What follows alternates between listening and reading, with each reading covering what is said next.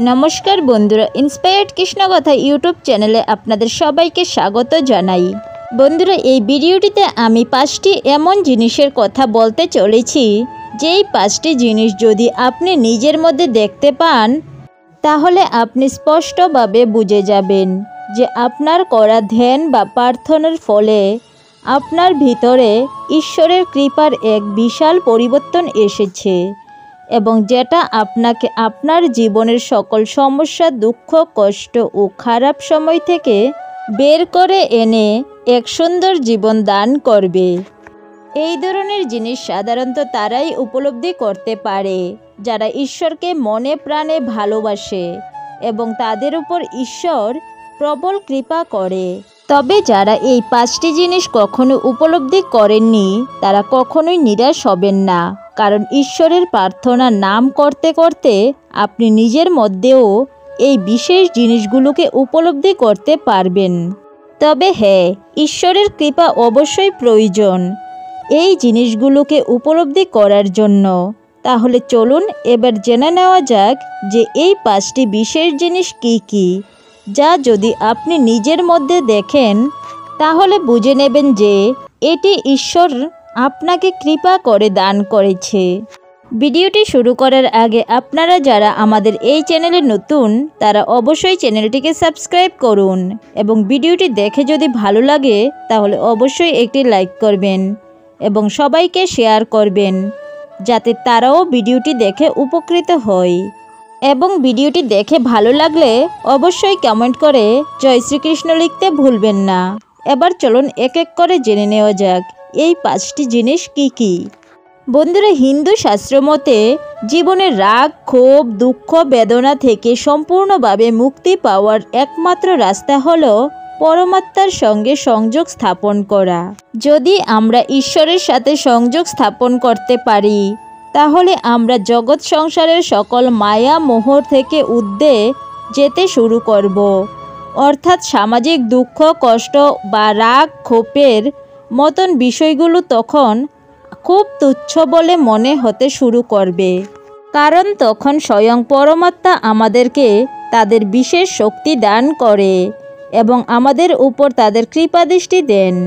এবং এরকম অবস্থা লাভ করতে হলে অবিচল চিত্তে একাগ্রতা সহিত গীতা পাঠ, পূজা অর্চনা এবং নিত্য সর্বশক্তিমান পরমেশ্বরের নাম জপ করা প্রয়োজন এবং মনের কামনা বাসনা দূর করে চিত্তকে সম্পূর্ণরূপে নির্মল করে তুলতে হবে। যখন কেউ সকল প্রকার কামনা বাসনা পরিত্যাগ করে বিষয়ে শক্তি শূন্য হয়ে আত্মতত্ত্বকে একমাত্র গ্রহণীয় মনে করেন, তখন তিনি পরমাত্মার সঙ্গে সংযোগ স্থাপন করতে পারেন এবং আত্ম উপলব্ধি লাভ করেন। আর একমাত্র এই আত্ম উপলব্ধি থেকেই আসল অর্থে আত্ম উন্নতি করা সম্ভব হয়, যা মানুষকে দুঃখ, দুর্দশা, রাগ ও ক্ষোভের হাত থেকে চিরকালের জন্য মুক্তি দেয়।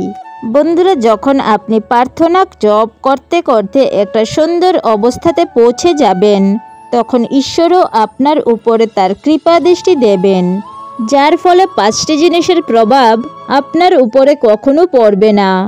আর এই 5টি জিনিস হলো: 1.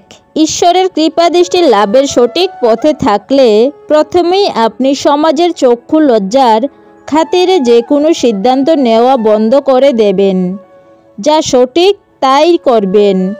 কে কি ভাবলো এইসব তুচ্ছ ব্যাপার আপনার কাছে কোনো প্রকার দুঃখ, কষ্ট, রাগ, ক্ষোভের কারণ হয়ে দাঁড়াবে না।